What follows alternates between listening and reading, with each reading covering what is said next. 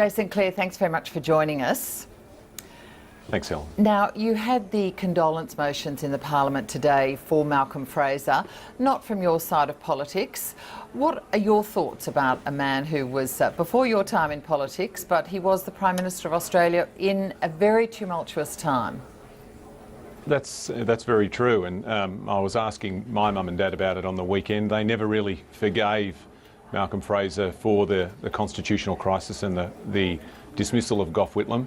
But my mother and father-in-law had the total different opinion. They were Vietnamese boat people, refugees, and they couldn't thank him enough. For them, Malcolm Fraser was the man that gave them a new life and a new opportunity in Australia.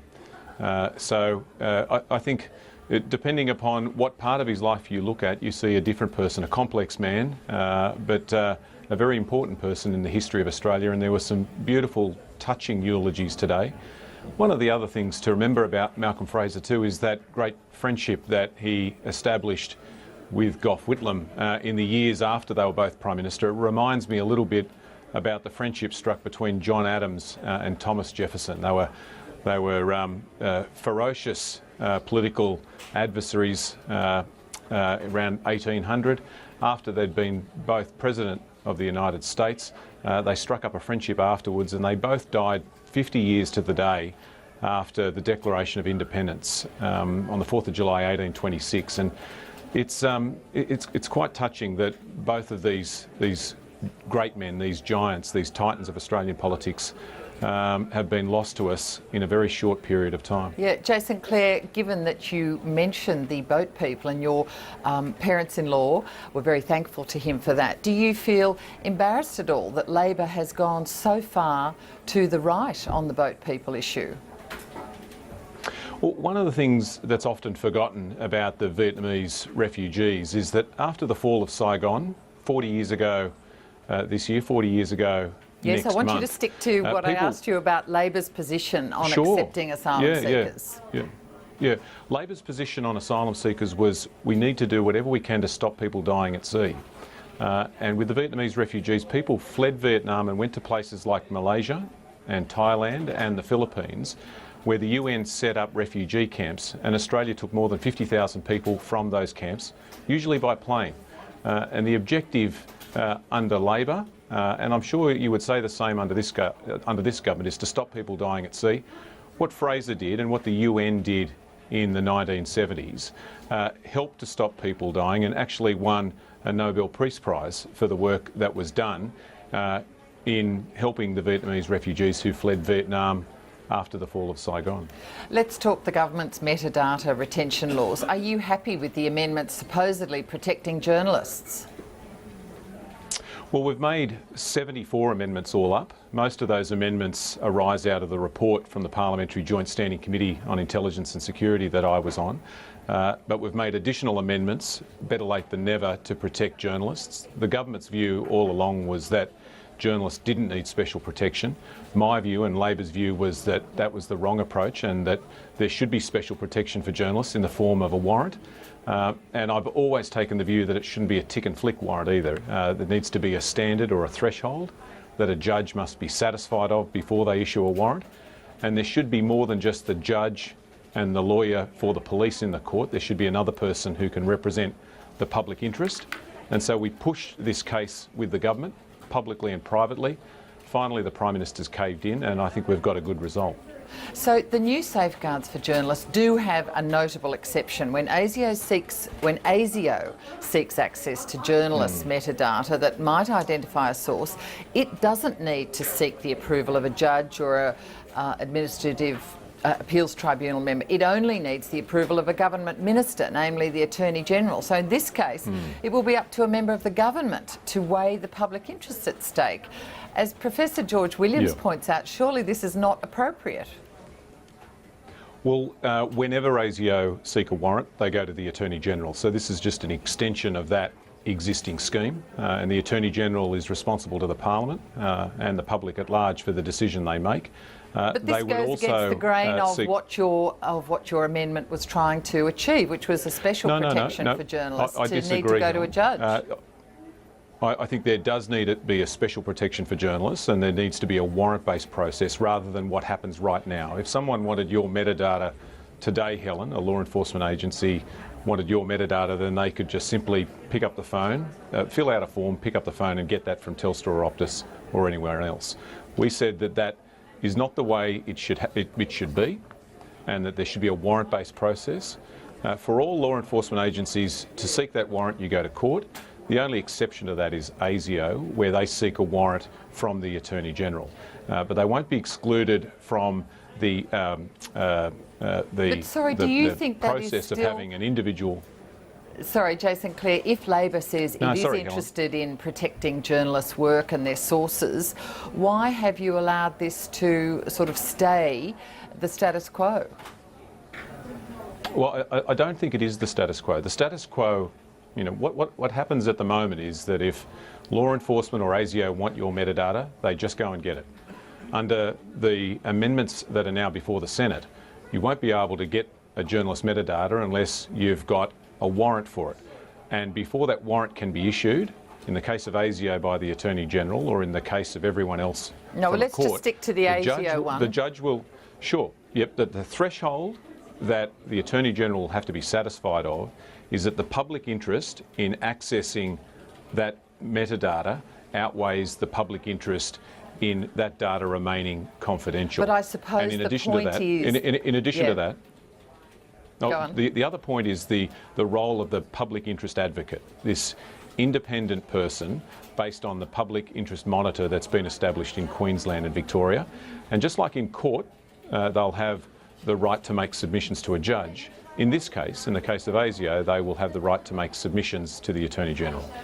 But I suppose the point is, what if there was something that the Attorney General either wanted to find out through that journalist or the sources that would protect the government in some way? Well, if an Attorney General decided to issue a warrant because they wanted to find something out, not because ASIO believed that it was in the public interest as part of a national security investigation, then I think that Attorney General, when that became public information, would be criticised very, very severely.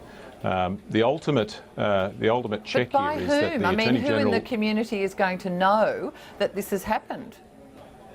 Well, once a warrant is issued, whether it's issued by a court or by the Attorney General, then they need to report that to the Ombudsman as well as to the Parliamentary Joint Standing Committee on Intelligence and Security.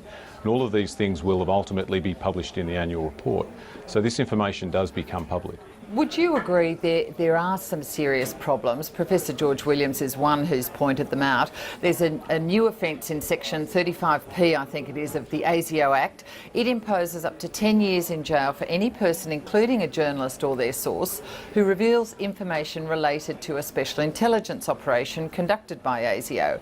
So a warrant granting access to the metadata that identifies a source would surely be granted where these serious crimes are being investigated, but it could also include reporting on an operation gone wrong or a government mishandling or an innocent bystander being killed. So are you happy that journalists and sources could still be jailed for very long periods?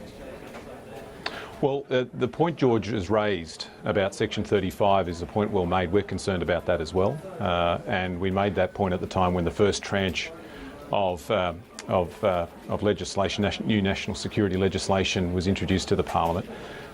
Bill Shorten wrote to the Prime Minister about that, and that's now subject of a separate investigation by the National Security Legislation Monitor. So I think that's a point well made. George has been of great assistance to the Parliamentary Committee looking at this metadata legislation, and if he's got further ideas that he thinks will continue to improve the legislation, then we'd be very open to hearing them. Jason Clare, do you think, it's certainly the government's case to prosecute, but do you think you on the Labor side and even the committee have brought the community with you on these data retention laws? There's a lot of opposition to it out in the community. Have you explained to people enough about what is being retained, who will have access to it and for what reason? No, that's a good question, Helen.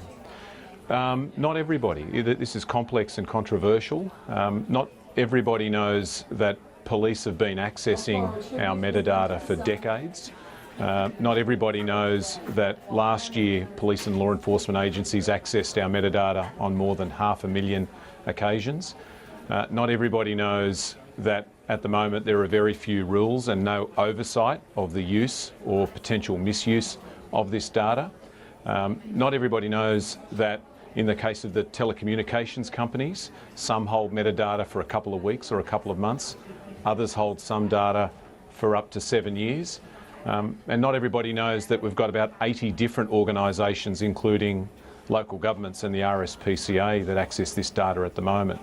I think one of the good things that this legislation will do is that it will reduce the number of organisations that can access our metadata down to about 20, and for the first time it will put in place real oversight of the use or potential misuse of this data.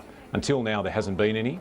Now the Commonwealth Ombudsman will have the power to properly scrutinise, properly investigate the use of this data by law enforcement agencies, as well as the Parliamentary Committee, who up till now haven't had the sort of powers that you find in the American Congress or in the UK Parliament to interrogate the operational activities of our law enforcement and national security agencies.